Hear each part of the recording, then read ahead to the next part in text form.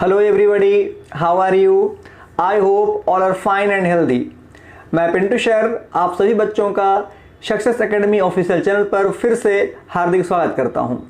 तो जैसा कि बच्चों अभी आपने पिछले लेक्चर में मॉडल वर्ब मॉडल वर्ब के बारे में बहुत कुछ जानकारी हासिल की, जिसका लेक्चर 4 था। तो लेक्चर 4 में आपको प्रीवियस क्लास में कल ये पढ़ाया गया कि यूज ऑफ कैन और could. Can is the present form and could is the past form.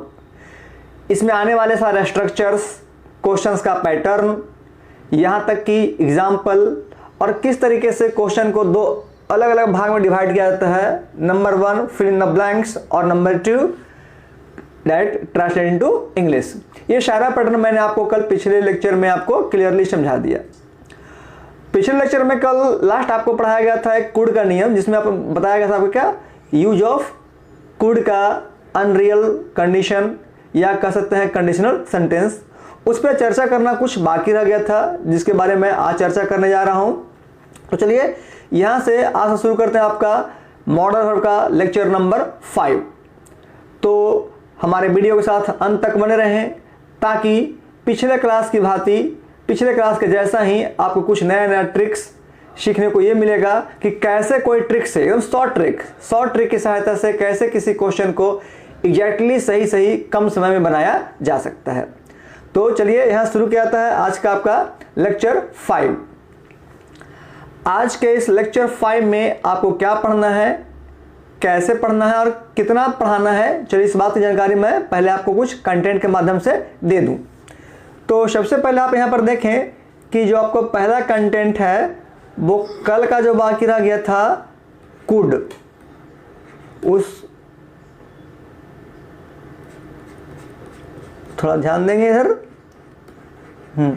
Could, तो कुड में आपका एक बाकी रह गया था कंडीशनल सेंटेंस।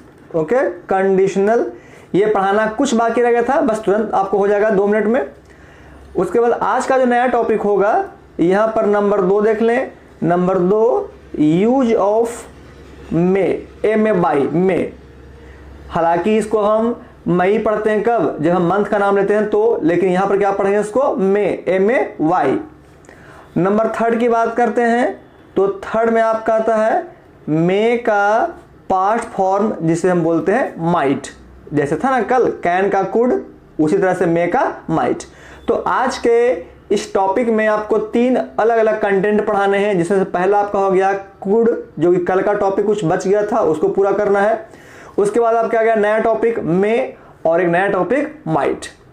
तो चलिए हमारे वीडियो के साथ अंत तक बने रहें। और आज कुछ नया ट्रिक्स, आपको डायरेक्ट ट्रिक्स ये मिलेगा कि कैसे किसी बोर्ड एग्जाम में आपको बेझिझक, बिना रूल किए हुए, बिना हिंदी अप्लाई किए हुए एक ट्रिक के माध्यम से कैसे किसी क्वेश्चन को बनाना है। तो चलिए यहां शुरू करते हैं आज का लेक्चर। ध्यान दें, कल आपने लास्ट पढ़ा था रूल नंबर 2, जिसको मैं फिर से यहां पर आपको शो करने जा रहा हूं।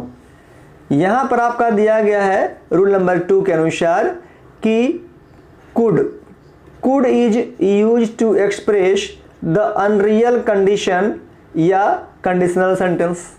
कल मैंने आपको समझाया था, ये पढ़ाया था कि कुड का प्रयोग अनरियल कंडीशन या कंडीशनल सेंटेंस के रूप में भी किया जाता है, जिसके लिए मैंने आपको टाइम एंड टेंस का लेक्चर नंबर 9 पढ़ने को कहा था कि आप प्रीवियस क्लासेस में जाइए और प्रीवियस क्लास में जाकर के जो मेरा पुराना वीडियो है टाइम एंड टेंस का लेक्चर 9, उसे आप पढ़ें। तो आई होप कि आप बच्चों ने इसे पढ़ा होगा, उसे याद किया होगा, उसे समझा होगा। तो आज ये आपको समझ में और बेहतर आएगा। आई प्रॉमिस टू यू कि जो पढ़े होंगे उसको और बेहतर समझ में आज पक्का आ जाएगा।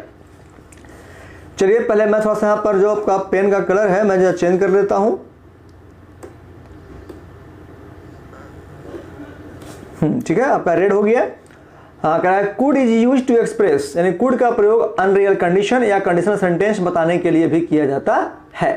कैसे, ध्यान दें। आपका अगला पार्ट रह जाएगा इफ या व्हेन। इफ मतलब काश या यदि, व्हेन मतलब यहां पर क्या रहेगा, कब नहीं होगा, जब होगा।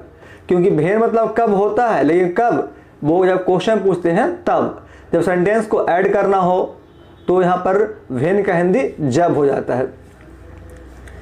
आगे आइए, फिर सब्जेक्ट हैड, फिर नाउन रहेगा आपका, ये होगा आपका पहला पार्ट। उसके बाद कॉमा या देन में से किसी एक को अप्लाई कर देना है जी। फिर आपका आ गया सब्जेक्ट, अब यहां पर आ गया आपका यूज ऑफ कुड जो कि कंडीशनल को शो करता है, प्लस V1, उसके बाद ऑब्जेक्ट और आवश्यकता अनुसार अदर वर्ड का प्रयोग किया जा सकता है। जैसे देखें एग्जाम्पल यहां पर लिखा गया है, इस एग्जाम्पल का मैं आपको पहले जरा क्लियरली समझा देता हूं कि क्वेश्चन रहेगा इस तरह से। आप थोड़ा सा वेट करेंगे, मैं आपको हिंदी लिख देता हूं, जस्ट मिनट, थोड़ा सा वेट करेंगे आप, थोड़ा हमको लिखने दीजिए।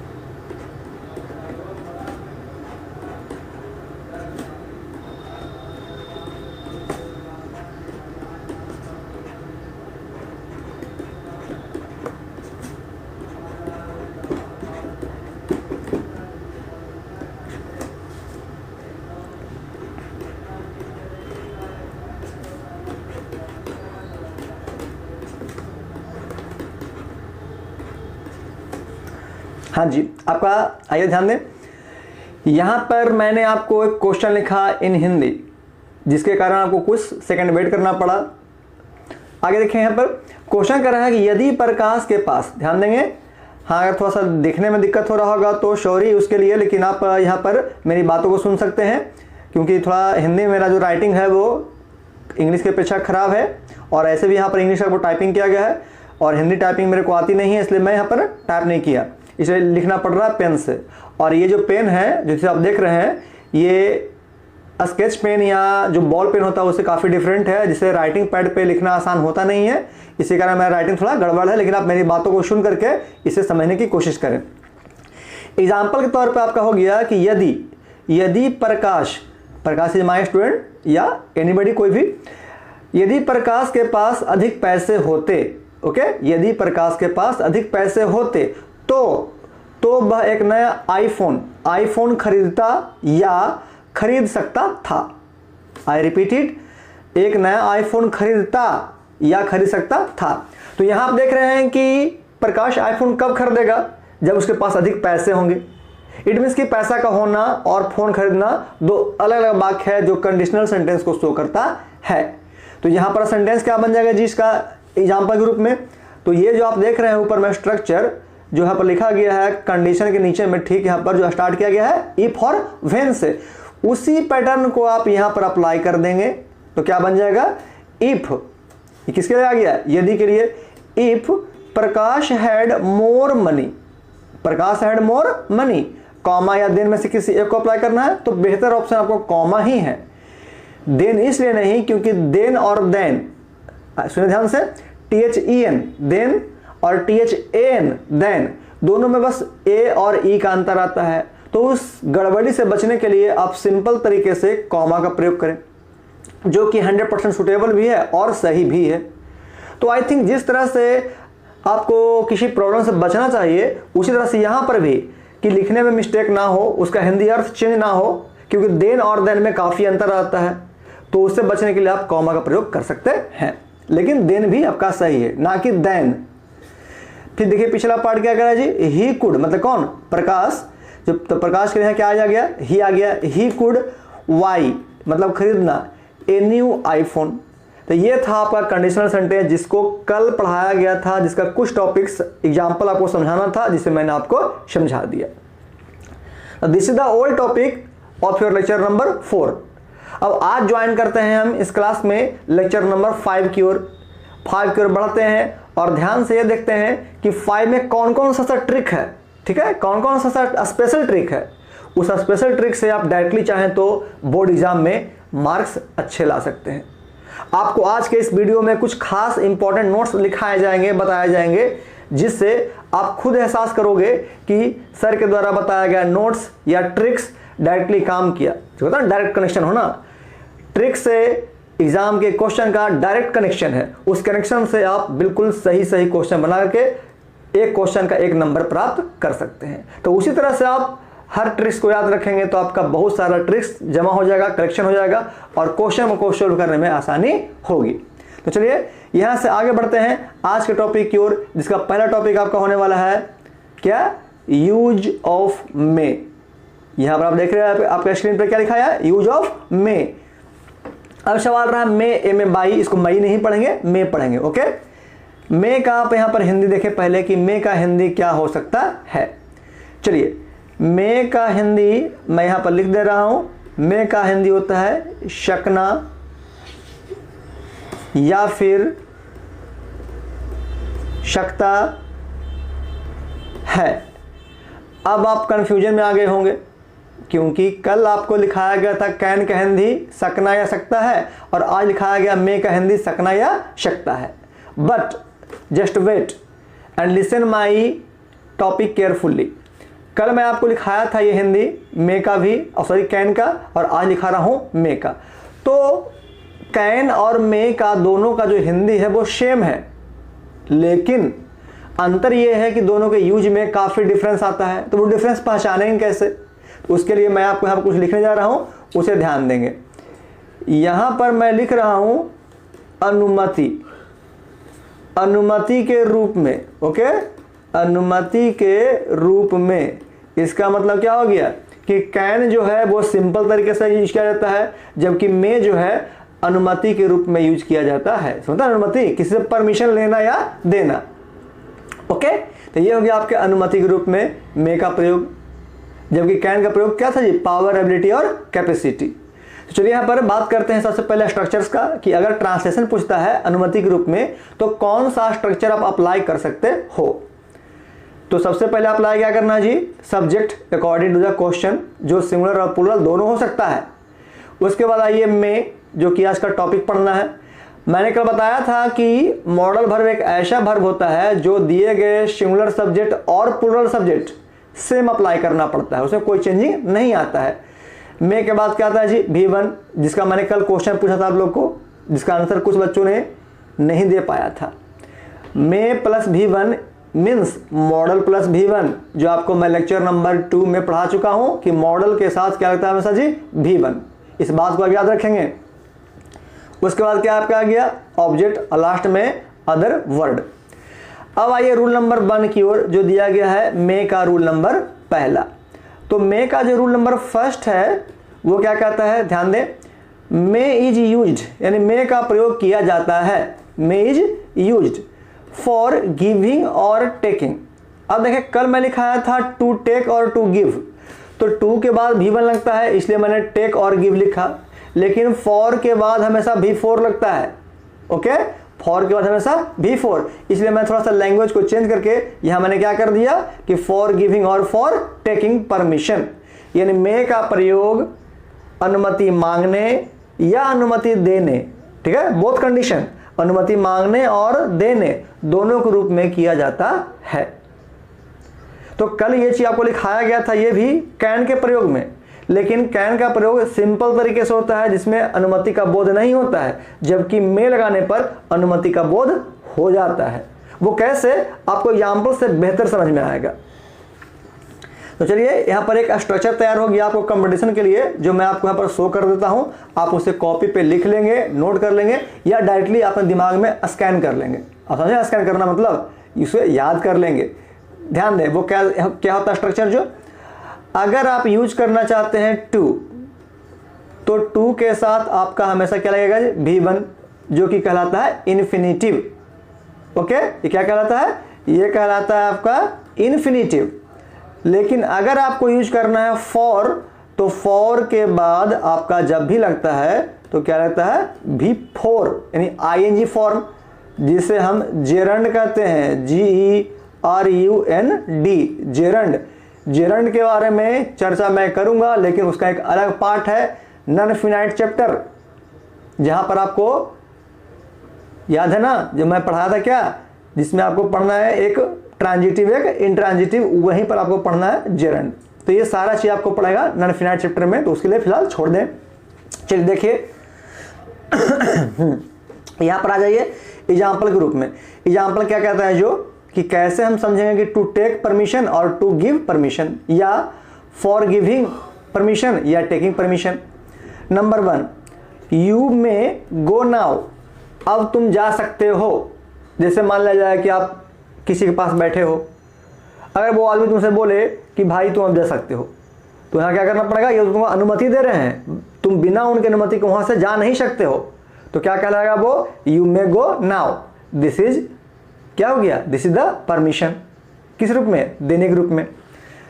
अब आइए एग्जाम्पल नंबर 2 की ओर और 3 की ओर, जो अब तक का सबसे बढ़िया एग्जाम्पल आप लोगों को लगा होगा, क्योंकि ये दोनों एग्जाम्पल आप बहुत पहले से, जब आपके पास अंग्रेजी का सही ज्ञान नहीं था, उस समय से इस वर्ड को यूज करते आ रहे हैं। और अभी भी सारे बच्चे जो स्कूल में पढ़ते हैं, ट्यूशन करते हैं, क्लास करते हैं, उसके पास भी ये नॉलेज नहीं होता है। छोटे बच्चे के पास जो क्लास 2 में पढ़ रहा हो, 3 में पढ़ रहा हो, फिर भी इस वर्ड को बखूबी यूज करता है। May I come in sir and may I go out sir. आपको याद आ गया होगा, आप भी अभी भी यूज करते इस वर्ड को। लेकिन इसमें क्या टेक्निक छिपा हुआ है, क्या आपने कभी गौर किया? नहीं किया होगा। मैं बताता हूं आपको कि इसमें क्या टेक्निक छिपा हुआ है। गौर से मेरी बातों को सुने। एग्जाम्पल नंबर 2, करा मे I go out sir, last में क्या जी, क्वेश्चन मार्क। क्वेश्चन मार्क इसलिए आ गया क्योंकि अगला पार्ट में जो है सहायक क्रिया के रूप में मॉडल है, जो कि आगे चल गया। ये चीज मैं 10 से पढ़ा चुका हूं। नंबर 3 आइए, मे आई कम इन सर, क्या मैं अंदर आ सकता हूं महाशय, यानी क्या मैं अंदर आ सकता हूं सर जी। तो क्या हो गया, ये भी आपका इंट्रोगेटिव हो गया, इसलिए क्योंकि इसका भी मे आगे है, यानी सब्जेक्ट के पहले है। अब मैं यहां पर उस ट्रिक की बात करने जा रहा हूं जो इसमें छिपा हुआ है। चलिए, आज तक किसी बच्चे ने, जिसके पास अंग्रेजी का ज्ञान हो अथवा ना हो, चाहे वो जूनियर क्लास का हो या सीनियर क्लास का हो, क्या कभी किसी बच्चे ने या किसी डिपार्टमेंटल ऑफिस में, क्या कोई छोटा ऑफिसर अपने बड़े ऑफिसर को क्या ये सुनते, आप कभी सुने हैं उसको ये कहते हुए कि can I come in sir, can I go out sir? क्या सुने हैं आप लोग? नहीं, कभी नहीं सुने होंगे। क्यों? जवाब चाहिए हमको।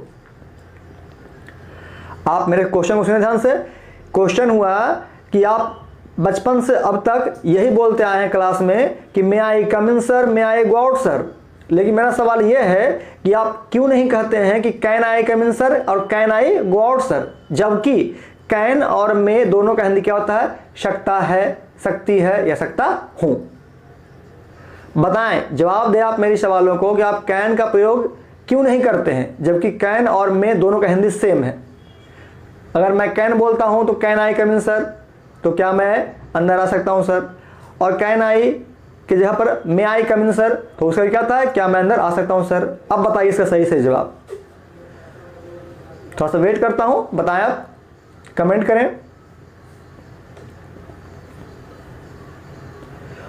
1 2 3 4 5 6 7 8 9 10 stop.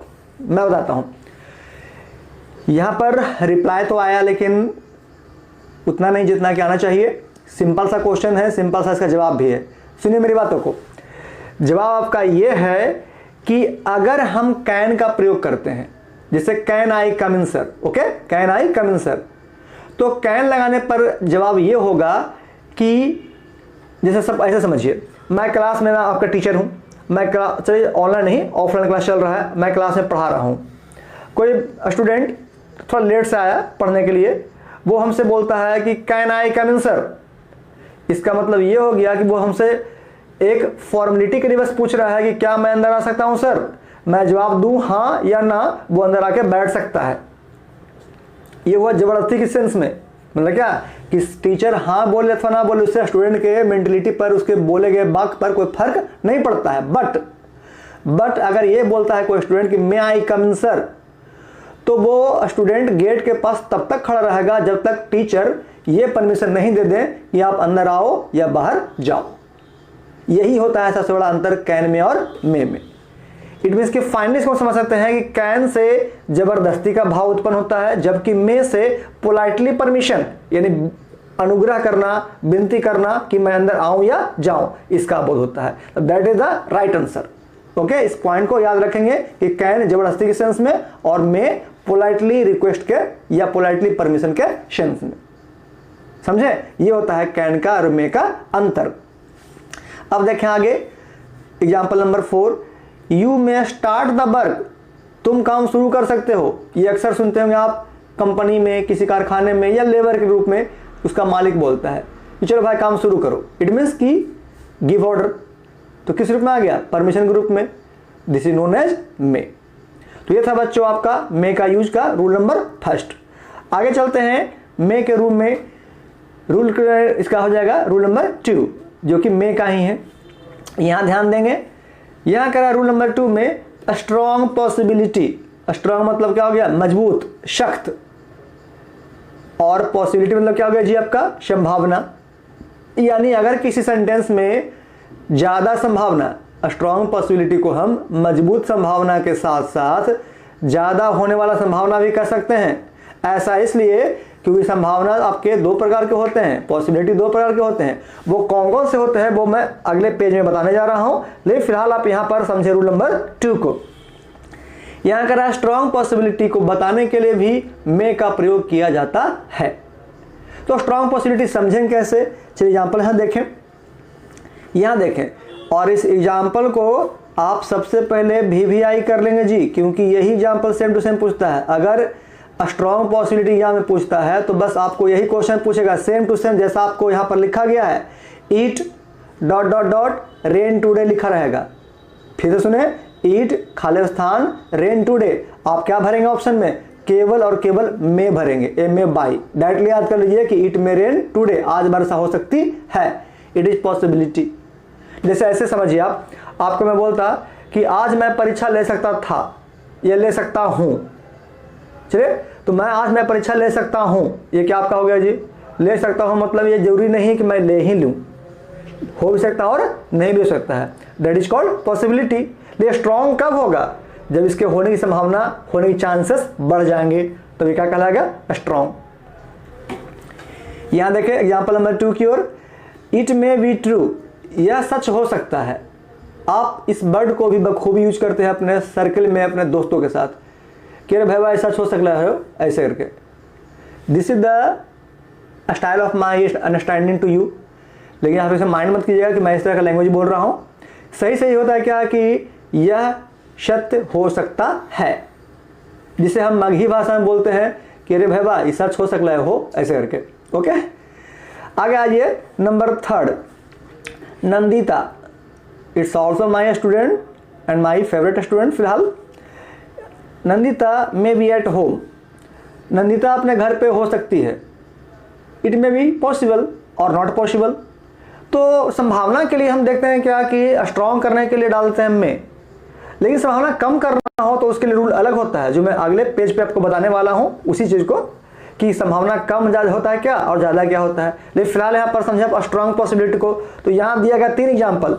It may rain today, सबसे इंपॉर्टेंट, आपको यही क्वेश्चन ज्यादा पूछा जाता है कि आज वर्षा हो सकती है। Number 2, it may be true, यह सत्य हो सकता है। तीसरा, Nandita may be at home, Nandita घर पर हो सकती है। All 3 examples are shows the strong possibility. आगे आते हैं रूल नंबर 3 की ओर। टू एक्सप्रेस मतलब व्यक्त करना, प्रस्तुत करना, दिखलाना, बतलाना, जो बोलिए आपका सब मीनिंग सही है। टू एक्सप्रेस ऑप्टेटिव सेंटेंस, आप इसे भी VVI करेंगे क्योंकि ये चीज आपको अभी पढ़ाना है वॉइस में और काफी अच्छे से पढ़ाना है जी। तो यहां पर समझ लीजिए कि ऑप्टेटिव सेंटेंस क्या होता है। सबसे पहले आप गौर करें ऑप्टेटिव सेंटेंस। मैं बताता हूं कि ऑप्टेटिव सेंटेंस जिसका हिंदी होता है इच्छा सूचक वाक्य। The sentence which express pray, wish, curse and sorry वैसा कोई sentence, I repeat in Hindi, उसके बाद इंग्लिश। चलिए पहले इंग्लिश बताता हूं कि the sentence which express pray, bless, wish and curse. कितना मीनिंग? 4 मीनिंग। ये 4 मीनिंग कौन है मैं आपको लिख के बताऊंगा अगले पेज पे, फिलहाल लिखे नहीं आप मेरी बातों को बस सुने। अब समझे हिंदी में कि वैसा कोई वाक्य जिसमें प्रे करना यानी प्रार्थना करना, विश यानी इच्छा करना, ब्लेश आशीर्वाद देना और कर्स श्राप देना यानी अभिशाप, ये 4 चीज का बोध करता है, उसे हम ऑप्टेटिव सेंटेंस कहते हैं। इस डेफिनेशन को याद रखेंगे कि the sentence which express in any sentence about curse, bless, pray और wish is known as optative sentence, क्योंकि इसका यूज आपको नरेशन में भी आगे पढ़ाना है और जब पढ़ाऊंगा कुछ और भी वाक्य सेंटेंस भी आएंगे कुछ चैप्टर में, तो उसमें भी आपको यूज आएगा कि मेनली आपको नरेशन में बहुत ज़्यादा यूज आएगा ये सेंटेंस। इसको क्या बोलते हैं? ऑप्टेटिव। तो ऑप्टेटिव सेंटेंस क्या होगा कि वैसा कोई वाक्य जिससे किसी व्यक्ति का इच्छा, श्राप देना, मनोकामना पूरा करना, आशीर्वाद देने का बोध होता है, क्या कहलाता है? ऑप्टेटिव। इस सेंटेंस के लिए भी हम मे का प्रयोग कर सकते हैं और मे का ही प्रयोग होता है ऑप्टेटिव में। केबल और केबल, ध्यान से सुने, ऑप्टेटिव सेंटेंस अगर रहता है तो केवल में भराएगा और सबसे आगे भराएगा, यानी सब्जेक्ट के पहले बाद नहीं, केवल में। ओके, जैसे एग्जाम्पल देखें, एग्जाम्पल यहाँ पर कह रहा है पहला में कि मे यू लिव लॉन्ग, आप दीर्घायु हो, मतलब आपकी आयु लंबी हो। ये क्या आपका होगा जी? आशीर्वाद देना भी हो गया। नंबर दूसरा आ जाइए, मे गॉड ब्लेस यू, भगवान आपको आशीर्वाद दे, भगवान आपको सर्वसम्मति दे, ये भी आपको ब्लेस कर सकते हैं, प्रे भी कर सकते हैं। Number third, may you die soon, अक्सर सुनते होंगे आप किसी बूढ़े को, बूढ़ी को ये बोलते हुए कि जाने छोड़ा मर्जी है सुनते हैं जी, कि जाने छोड़ा मर्जी है, दैट इज द कर्स। तो ये हुआ एक आम भाषा में कि जाने छोड़ा मर्जी है, लेकिन उसको सही तरीके से बोलते हैं कि तुम मर जाओ। इट मीन्स कि क्या हो गया? श्राप हो गया। तो ब्लेश, कर्स, प्रे, विश ये क्या शो करता है आपको? श्राप को शो करता है। लेकिन इसे हम पहचानेंगे कैसे? इसे मैं तुरंत आपको एक शॉर्ट ट्रिक, ओके, एक शॉर्ट ट्रिक के माध्यम से बताने जा रहा हूं कि ऑप्टेटिव को कैसे पहचानेंगे और कैसे क्वेश्चन पे अप्लाई कर देना डायरेक्टली। तो चलिए आगे बढ़ते हैं एक नए ट्रिक के साथ। यहां पर आइए, आपका ट्रिक दिया गया है यहाँ पर, जो क्या होने वाला है समझिए। मैं यहाँ पर समझाता हूँ सबसे पहले कि ऑप्टेटिव को पहचानेंगे कैसे और ट्रिक कैसे अप्लाई करना है। तो चलिए यहाँ पर मैं कुछ लिखने जा रहा हूँ, आप ध्यान देंगे। सबसे पहले तो यहाँ पर मैं आपका हेडिंग देता हूँ ऑप्टेटिव सेंटेंस, जिसका हिंदी होता है इच्छा सूचक वाक्य, इच्छा सूचक वाक्य। तो ऑप्टेटिव में आपको कुल 4 प्रकार के वाक्य पढ़ने होते हैं। वो 4 प्रकार के वाक्य कौन कौन है वो मैं समझा दूं। आपका जो है पहला वाक्य हो गया जिसे हम बोलते हैं प्रे, प्रार्थना करना। दूसरा जो आपका हो गया ब्लेश, आशीर्वाद देना। उसके बाद हम कह सकते हैं यहाँ पर विश, यानी किसी काम के लिए इच्छा पूरा करना। और एक लास्ट आपका होता है कर्स, CURS, यानी श्राप देना। यहीं पर से आप समझ सकते हैं कि ऑप्टेटिव सेंटेंस क्या होता है। ध्यान देंगे, ऑप्टेटिव सेंटेंस में आपको 4 अलग अलग तरह के वाक्य होंगे। पहला जो कि प्रे को शो करता है, प्रार्थना होने को। दूसरा ब्लेश, किसी के आशीर्वाद देने को। तीसरा विश, किसी का इच्छा पूरा करने को। और लास्ट में कर्स, श्राप या अभिशाप देने को। ये 4 सेंटेंस मिलकर के क्या बनता है? Optative sentence. ये हो गया आपका डेफिनेशन जो आपको याद रखना है अपने फ्यूचर के लिए। लेकिन यहां पर हम बात करते हैं शॉर्ट ट्रिक का। तो चलिए अब टाइम आ गया आपके शॉर्ट ट्रिक समझने का कि कैसे ऑपरेटिव क्वेश्चन को डायरेक्टली हमको एग्जाम में बनाना है। डायरेक्ट हमको रूल अप्लाई करना है, डायरेक्ट कनेक्शन डालना है क्वेश्चन के साथ। तो चलिए यहां पर मैं बताता हूं आपको ट्रिक। यहां पर आप हेडिंग दे सकते हैं ट्रिक। ये आपका हेडिंग क्या हो गया? ट्रिक। ध्यान से जो लिख रहा हूं उसे सुने, उसके बाद मैं बोलूंगा उसे सुनेंगे। क्वेश्चन का पैटर्न कैसे होगा जरा देख ले। यहाँ पर dot dot dot dot dot, इस तरह से क्वेश्चन आपका क्या रहेगा जी? खाली स्थान। ध्यान देंगे, शुरू में सब खाली स्थान और लास्ट में यहां पर रहेगा एक साइन ऑफ एक्सक्लेमेशन, ठीक ना? ध्यान देंगे, जिसे मैं रेड से डिप कर रहा हूं, साइन ऑफ एक्सक्लेमेशन, जिसे मैं अपने लैंग्वेज में बोलता हूं बैट बॉल। तो अगर कभी मेरे मुंह से ये निकल जाए बैट बॉल, तो आप समझ लीजिएगा कि मैंने उसे क्या कहा। Okay, this is the symbol of sine of exclamation. कैसे बैट बॉल समझिए। ये जो आपको दिख रहा है खड़ा वाला, ये आपका हो गया बैट, और नीचे दिख रहा है ये गोल वाला, ये क्या हो गया आपका? Ball. It is known as bat ball. तो this is my special symbol for the operative sentence. लेकिन आप इसे क्या बोलेंगे? Sign of exclamation. समझे? अगर क्वेश्चन इस तरह का दिया गया है कि पीछे में साइन ऑफ एक्सक्लेमेशन है, बाकी देखें जो मैं यहां पर करने जा रहा हूं अपने रेड पेन से, यहाँ से लेके यहाँ तक सेंटेंस में आपको कुछ लिखा रहेगा, जितना मैं भी बॉक्स में बंद किया हूँ, ठीक है। यहाँ पर चलिए कुछ लिखा गया है और आगे जो दिख रहा है यहाँ पर, ये आपका ब्लैंक रहेगा इतना दूर, जिसे मैं डीप रेड से कर रहा हूँ, ठीक है। ये क्या हो गया आपका, ये आपका ब्लैंक हो गया। ये क्वेश्चन का पैटर्न है, आप शॉर्ट ट्रिक इस पर अप्लाई कर दीजिए। सुने फिर से, आगे आपका खाली स्थान, उसके बाद जो लिखना है क्वेश्चन लिखा रहेगा, उससे आपको मतलब नहीं है। वो कर्स है, ब्लेश है, प्रेस है, उससे मतलब नहीं है। लास्ट में क्या देखेंगे आप, बस दो चीज देखेंगे। पहला चीज यहाँ पर कि आगे में खाली स्थान है या नहीं है, और दूसरा चीज यहाँ पर कि आपका पीछे में बैट बॉल है कि नहीं। Okay, bat ball none means sign of exclamation. ये दो चीज अगर रह गया, आंख मूंद के डायरेक्टली आप यहाँ पर क्या अप्लाई करेंगे, में। This is the short trick of optative sentence. आप इससे किसी क्वेश्चन को डायरेक्ट बना सकते हैं। कब, जब इस तरह का पैटर्न पर होगा तब। तो है ना मजेदार।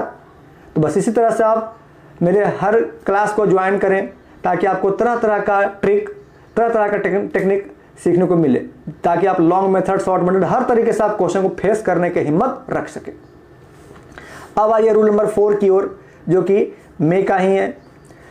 4 में try to show the purpose of any person in any sentence. यहां देखिए पर्पस आया जी। पर्पस का हिंदी होता है आपका क्या, उद्देश्य। ओके, यानी लक्ष्य, एम्बिशन। कहा कि किसी सेंटेंस में किसी व्यक्ति का कुछ पर्पस हो या कुछ उद्देश्य हो, तो वैसे सेंटेंस के लिए हम मे का प्रयोग कर सकते हैं। चलिए आप ऐसे समझिए। अभी आप लोग पढ़ रहे हैं हमसे, आपके पढ़ने का पर्पस क्या है, बोलिए, रिप्लाई करें।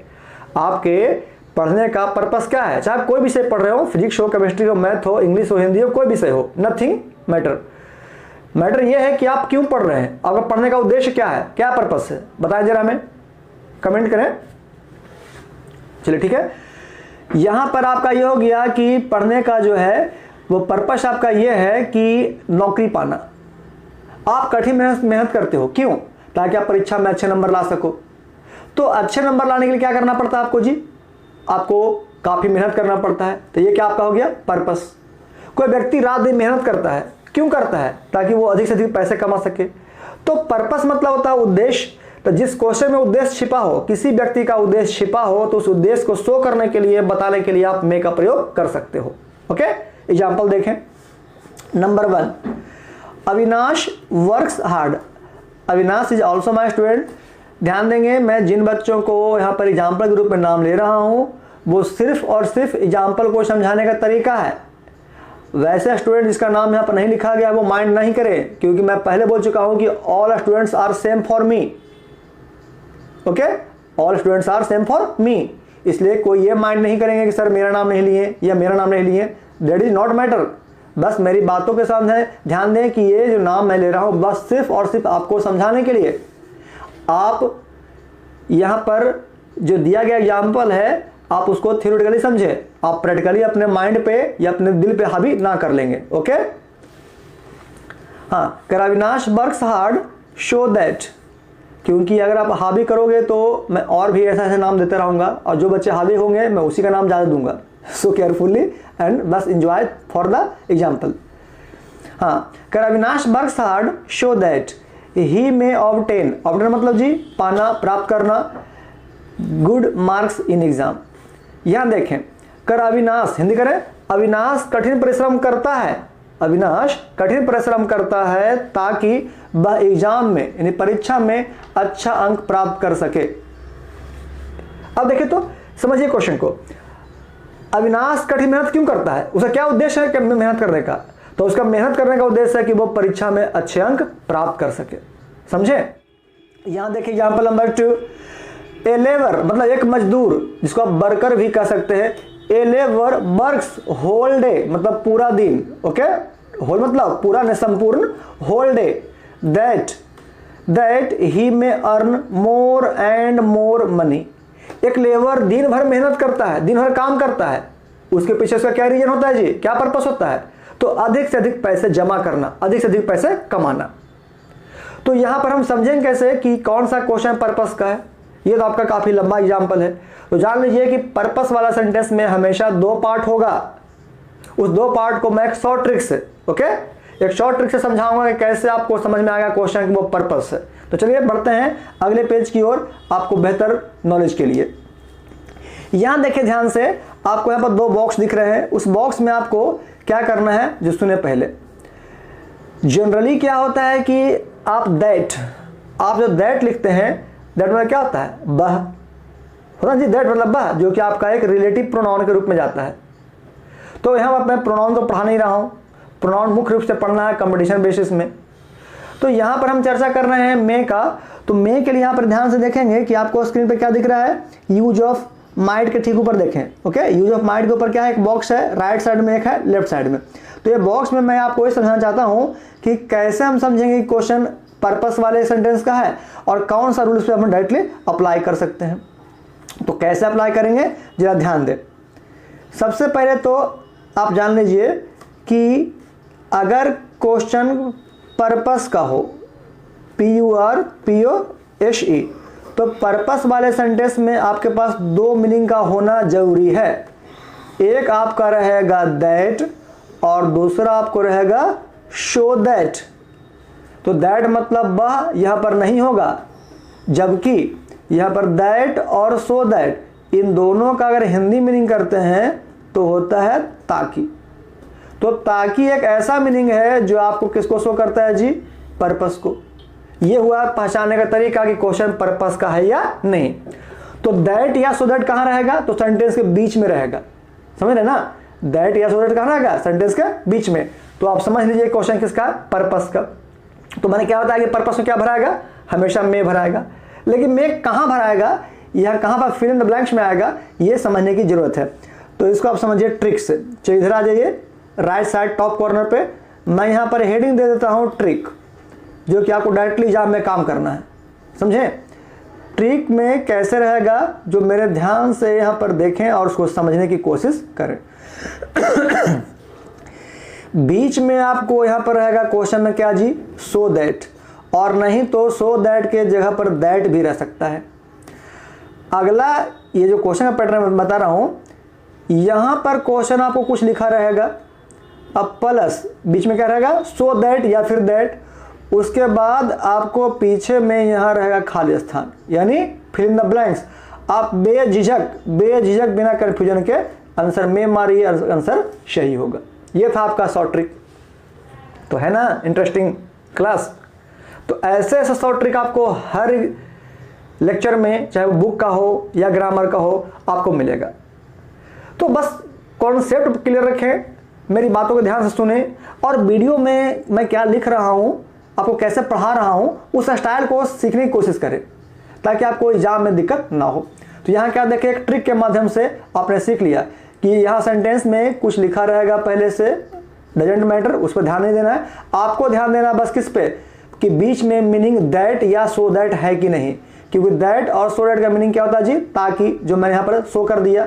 तो जैसी मीनिंग दैट रहे सो दैट रहे, उसके बाद खाली स्थान 100% रहेगा, उसी खाली स्थान में क्या भरना है, डायरेक्टली भर देना है में, क्योंकि ये क्वेश्चन किसका होता है, पर्पस वाले सेंटेंस का। तो ये था आज का आपका टॉपिक नंबर 2, मे का प्रयोग, जो आपको हो गया फिनिश। अब एक लास्ट टॉपिक बचता है आपका यूज ऑफ माइट। तो चलिए पहले मैं फिर से आपको बैक पेज की ओर ले चलता हूं कि जो पढ़ाया गया था कंटेंट, उस कंटेंट में क्या क्या चीज़ है उसको मैं यहाँ पर शो कर देता हूँ फिर से, कि आपको आज के कंटेंट में क्या क्या चीज़ पढ़ाया गया और क्या क्या चीज़ बाकी रह गया। तो चलिए हम चलते हैं मेन पेज, मेन स्लाइड की ओर, जहाँ पर आपको हेडिंग में बताया गया था कि कैसे कैसे क्या करना होता है। चलिए आपका यहाँ पर आ गया मेन स्लाइड पेज, ध्यान देंगे। आपका जो कूड हो गया ये फिनिश, आपका जो मे हो गया ये फिनिश। अब एक लास्ट बच रहा माइट, ओके, ध्यान से देखिए अपने स्क्रीन पे, लास्ट क्या बच रहा है, एक माइट, इसको अब फिनिश करना है। चलिए बढ़ते हैं स्लाइड की ओर, अगले पेज की ओर, जहां पर आपको क्या पढ़ना है, मे। तो मे जिस तरह से याद रखें कि आपको कल पढ़ाया गया कैन, तो कैन का यूज होता है किस रूप में, प्रेजेंट फॉर्म में। तो प्रेजेंट का पास्ट क्या बनता है जी, कुड। उसी तरह से मैंने जो ही पढ़ाया मे आपका क्या है, प्रेजेंट फॉर्म में यूज करते हैं हम लोग। तो मे का क्या बनता है, माइट।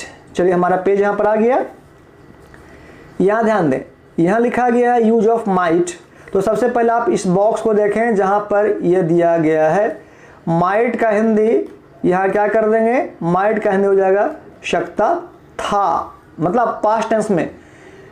प्रेजेंट में यूज करते हैं तो मे होता है, और इसी प्रेजेंट का जब बनाते हैं पास्ट तो क्या बनता है, मे का माइट, यानी कैन का कुड तो मे का माइट। स्ट्रक्चर यूज करना है जी तो यूज कर सकते हैं subject plus might plus V1 plus object. Okay, subject plus might plus V1 plus object. Last में चाहे तो अदर वर्ड अप्लाई कर सकते हैं इफ एप्लीकेबल। इसका ये रूल नंबर फर्स्ट, और इसमें बस एक ही रूल है, माइट में आपको बस एक ही रूल है, लेकिन एक स्पेशल नोट्स जरूर है, समझे, एक स्पेशल नोट्स जरूर है जो आपको बहुत इंटरेस्टिंग लगेगा फिर पढ़ने में। तो चलिए पहले रूल देखते हैं, फिर देखेंगे इसका एक नोट्स छोटा सा। माइट इज यूज्ड, माइट का प्रयोग किया जाता है टू एक्सप्रेस, बतलाने के लिए, लेस पॉसिबिलिटी यानी कम संभावना। अभी याद कीजिए कि मैंने आपको पिछले पेज में पढ़ाया स्ट्रांग पॉसिबिलिटी ज्यादा संभावना, यहाँ क्या आ गया जी, लेस पॉसिबिलिटी कम संभावना। तो कम संभावना को व्यक्त करने के लिए माइट का प्रयोग किया जाता है, या ऐसे बोल सकते हैं कि माइट का प्रयोग कम संभावना को व्यक्त करने के लिए भी बताया जाता है या किया जाता है। तो कैसे, एग्जाम्पल की ओर देखें, चलिए बढ़ते एग्जाम्पल की ओर। यहां पर आपका एग्जाम्पल दिया गया है, ध्यान से देखें, it might rain today. Same यही क्वेश्चन आप पिछले पेज में भी देखें, मे के लिए देखें ना। चलिए मैं पहले इसको, ये जो दिया गया है जिसको मैं अंडरलाइन कर रहा हूं यहां पर रेड कलर से, जिसको मैं बंद कर रहा हूं ब्रैकेट में, इसे फिलहाल छोड़ दें आप अगला पार्ट कंसंट्रेशन करें। क्या लिखा गया है, इट माइट रेन टूडे। अगर क्वेश्चन सिर्फ इतना होता कि इट खालिस्तान रेन टूडे तो क्या भरते, ऑफिशियली आप बेशक क्या भरते, मे भरते, ऑफ कोर्स नो डाउट, क्या भरते, मे। क्यों, क्योंकि वो शो करता है प्रेजेंट को। लेकिन मैं कल पढ़ाया था आपको कुड वाले पार्ट में कि कुड में आपको क्या था जी कि पावर, एबिलिटी, कैपेसिटी को शो करने के लिए सेंटेंस में कुछ ऐसा मीनिंग रहेगा जो कि टाइम एंड टेंस को शो करेगा। कौन से टेंस को, पास्ट को। वही बात यहां पर भी है कि माइट वाले सेंटेंस में पिछला पार्ट में कुछ ना कुछ ऐसा मीनिंग रहेगा, कुछ ना कुछ ऐसा टाइम दिया रहेगा जो पास्ट को शो करेगा। तो पास्ट को जैसे शो करेगा तो मे का पास्ट क्या बताया मैंने, माइट। आप बेझिझक क्या मारेंगे, माइट आंसर मारेंगे या माइट आंसर क्लिक कर देंगे। कैसे, देखें, अगर क्वेश्चन सिर्फ इतना होता कि ईट खालिस्तान रेन टुडे तो आप यहां पर क्या करते, आप यहां पर देखें ध्यान से, जहां मैं लिखने जा रहा हूं, आप यहां पर मे भरते कब, जब यहां पर क्वेश्चन यहीं तक रहता तब। तो आपका क्या था, ये सही था। लेकिन हम आगे की ओर बढ़ते हैं, इट माइट रेन टुडे भेन। मैंने क्या बताया था ना कि जैसे सेंटेंस में भेन लगता है तो भेन जो है वो किसको शो करता है, V2 को, और मे का V2 क्या होता है जी, माइट। तो यहां क्या भरा गया आपका, माइट। कुछ समझ में आया कल की बातें और आज की बातों में अंतर, दोनों सेम पैटर्न है, बस समझने का आपका अंतर है। वेन आई बाज, आप देखें तो यहां से भी पकड़ सकते हैं कि बाज जो दिया गया है, बाज किस टेंस का है, पास्ट का। अभी देखिए बैक पेज पे, अभी मैंने आपको तुरंत बताया, यहां पर ध्यान दें मेरी बातों को, कि यहां पर देखिए क्या मैंने लिखाया कि जो मे है आपका प्रेजेंट फॉर्म है, तो माइट क्या हो गया जी, पास्ट फॉर्म। यानी ये यूज करते हैं हम V1 में, तो यूज करते हैं V2 में। चलिए आगे देखें, उसी पैटर्न को मैंने यहां पर फिर से बता दिया कि बाज लगने के वजह से हो गया पास्ट। तो जब पिछला पार्ट पास्ट का है तो अगला पार्ट भी क्या होगा जी, पास्ट का ही होगा। इसी कारण यहां पर जो मे का प्रयोग है वो गलत है, सही क्या होगा आपका, माइट। इट मीन्स की सेंटेंस बिल्कुल सही है। आ रहा समझ में। दूसरा देखिए एग्जाम्पल नंबर 2, बरून। चलिए यहां पर डॉट डॉट डॉट खालिस्तान रह सकता है, कम माई होम एनी टाइम। बरून मेरा घर किसी समय आ सकता है भी हो सकता है, और आ सकता था, ये भी सही हो सकता है। ध्यान सुने, बरून मेरे घर पर किसी भी समय आ सकता है, ये भी सही। बरून मेरे घर पर किसी समय आ सकता था, ये भी सही। तो कैसे हम कंफर्म करेंगे कि भाई आ सकता है या आ सकता था। तो क्वेश्चन को पीछे देखिए, पिछला पार्ट देखिए कि पिछला पार्ट में कोई ऐसा टाइम है जो पास्ट को शो करता है। तो देखिए पीछे यहां क्या कर रहा है कि ड्यूरिंग आई बाज, आपका बाज क्या हो गया जी, बाज यहां पर फिर शो कर दिया आपको पास्ट का। आई बाज रीडिंग, मतलब जब मैं पढ़ रहा था तब बरून आ सकता है कि आ सकता था। तो देख रहे हैं कि जब पिछला पार्ट पास्ट है तो अगला भी क्या होना चाहिए, पास्ट ही होना चाहिए। क्योंकि वो पास्ट नहीं करते हैं तो अकॉर्डिंग टू हिंदी भी गलत और अकॉर्डिंग टू इंग्लिश भी गलत। हिंदी में कर दे रहा हूं प्रेजेंट कर करके, देखिए कैसे गलत होता है। अगर भरते हैं यहाँ पर माइट के यहाँ पर मे, सपोज दैट कि Varun may come my home any time during I was reading, कह रहा है वरुण मेरे घर किसी समय आ सकता है, ओके, आ सकता है जब मैं पढ़ रहा था या मेरे पढ़ने के दौरान। अब सोचिए जब पढ़ाई कर रहे थे पहले और आएगा भी, सेंटेंस सेट हुआ नहीं हुआ, गलत हो गया, इसी कारण क्या भरेंगे, माइट का प्रयोग करेंगे। तो this is the use of might. लेकिन इस ट्रिक से कैसे समझना है, एक डायरेक्टली सब मैं आता हूँ आपको शॉर्ट ट्रिक, कि आपको लॉन्ग मेथड अगर दिक्कत लगे तो आप शॉर्ट ट्रिक से भी समझ सकते हैं कि कैसे बनता है। ध्यान दें, चलिए यह काफ़ी इंपॉर्टेंट ट्रिक होने वाला है, इसके ऊपर आप ध्यान दें। यहाँ पर आप लिखेंगे पॉसिबिलिटी, क्या आपका होगा जी, पॉसिबिलिटी मतलब होता है संभावना। तो आपके जो पॉसिबिलिटी होते हैं ना वो दो तरह के होते हैं, कौन कौन, जो मैं आपको यहाँ पर लिख करके शो कर देता हूँ। एक आपका होता है स्ट्रॉन्ग और दूसरा होता है लेस। यानी कितना हो गया पॉसिबिलिटी, तो there are two types of possibility. अगर कोई क्वेश्चन आपसे पूछे या बाद में मैं ही आपसे पूछ दूं कि how many types of possibility, answer क्या देंगे कि there are two types of possibility.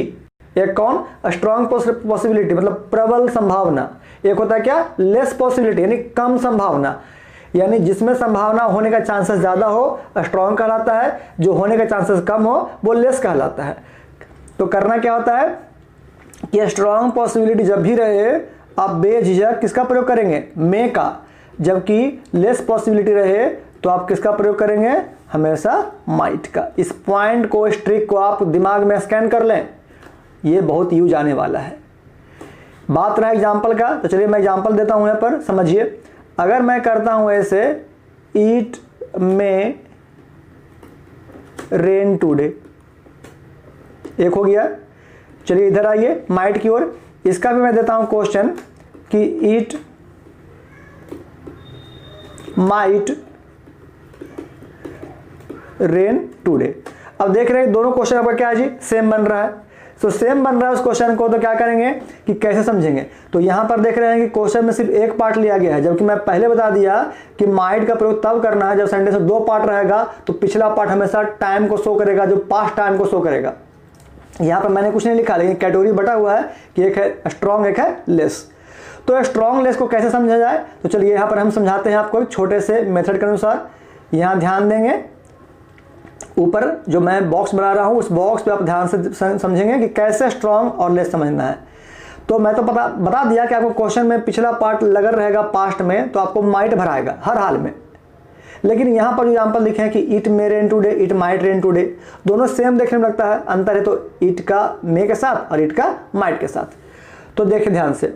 चलिए सपोज दैट अभी आप क्लास कर रहे हैं, चलिए मान लिया जाए कि अभी आपका 5:45 होने वाला है, सपोज दैट। अगर इसके बाद वर्षा होती है, एक पहले वर्षा होती, यानी अब समझिए क्लियरली, हम बोलेंगे इसे अभी हम लोग, आप लोग पढ़ रहे हैं, मैं आपको पढ़ा रहा हूं, अगर अभी बोलते हैं एट ए टाइम कि आज वर्षा होगी या आज वर्षा हो सकती है, तो क्या संभावना भी होने का है या नहीं है, तो आपके मुंह से क्या निकल जवाब कि हाँ भाई संभावना है। क्योंकि अभी देखें कि यहाँ के बाद आपके पास यहाँ पर 6 बजेंगे, फिर 7 बजेंगे, तो यहाँ पर जो संभावना है वो है, तो यहाँ पर हम क्या भर देंगे, में, क्योंकि संभावना अभी होने का ज़्यादा है, तो किस में चला गया, स्ट्रॉन्ग में। लेकिन हम यहाँ बोल सकते थे कि आज वर्षा हो सकती थी, इट मीन्स कि जो टाइम था वर्षा होने का वो ऑलरेडी टाइम पार हो चुका है, वो खत्म हो चुका है, तो क्या वर्षा होगी, और संभावना क्या होगा, संभावना उसका कम गया, ना के बराबर, तो वो किस में चला गया, वो चला गया माइट में, यानी लेस में। तो जैसे ही यहाँ पर लेस भरेंगे तो आपका यहाँ क्या हो जाएगी जी, यह हो जाएगा माइट। तो ऐसे भी आप समझ सकते हैं। ओके, तो this is the short trick of your might. तो बच्चों ये था आज का आपका यूज में मे और माइट। अब सवाल ये रहा कि आप कैसे इसको कंप्लीट करते हैं, वो आपकी जिम्मेदारी है। कल के लेक्चर में क्या होने वाला है, तो कुछ और भी ज़्यादा बेहतर चीज़ होने वाला है। इसी तरह कुछ नए नए ट्रिक्स, नए नए टेक्निक, नए नए शॉर्ट मेथड बताऊंगा, जिससे आपको ये समझ में आएगा कि कैसे मॉडल भर चैप्टर को, आसानी से पढ़ा जाता है। अक्सर आप सुनेंगे बहुत से बच्चों से कि भाई मॉडल भर हमको नहीं समझ में आता है, किसी टीचर के यहाँ पढ़ते नहीं समझ में आता है। बट आई होप मैं आपको गारंटी देता हूँ कि जिस तरीके से मैं पढ़ा रहा हूँ, आप उस मेथड को, उस कॉन्सेप्ट को आप क्लियर करें और उसके बाद देखें कि आपसे क्वेश्चन बनता है कि नहीं बनता है। बस जो मैं ट्रिक बता रहा हूँ उस ट्रिक को स्पेशली फॉलो करेंगे। नहीं होता है आपको वीडियो से एक बार तो आपको अपने कॉपी पे लिखें, डायरी पे नोट करें, उसके बाद आप देखें कि आपसे क्वेश्चन बनता है या नहीं बनता है। हालांकि मैंने क्वेश्चन अभी तक दिया नहीं इस चैप्टर में, उसके प्रिपरेशन में मैं लगा हुआ हूँ कि आपको टेलीग्राम पे बहुत सारे क्वेश्चन मिल जाए ताकि बच्चे लोग घर पे प्रैक्टिस कर सकें। लेकिन मैं क्वेश्चन जरूर दूंगा क्योंकि मेरा मानना है कि प्रैक्टिस जितना कीजिएगा आपका थ्योरी उतना बेहतर होगा। तो बच्चों, ये था आज का आपका टॉपिक। अगर आज का हमारा वीडियो अच्छा लगा हो तो हमारे वीडियो को लाइक कर दें, साथ में अपने दोस्तों में शेयर कर दें, और वैसे बच्चे जो अभी तक सब्सक्राइब नहीं किए वो सब्सक्राइब जरूर कर दें ताकि आपको हर क्लास का नोटिफिकेशन आपको जल्द से जल्द मिलता रहे और मेरे इस क्लास को आप एंजॉय से पढ़ते रहे। जब तक के लिए that's all, thank you and good bye.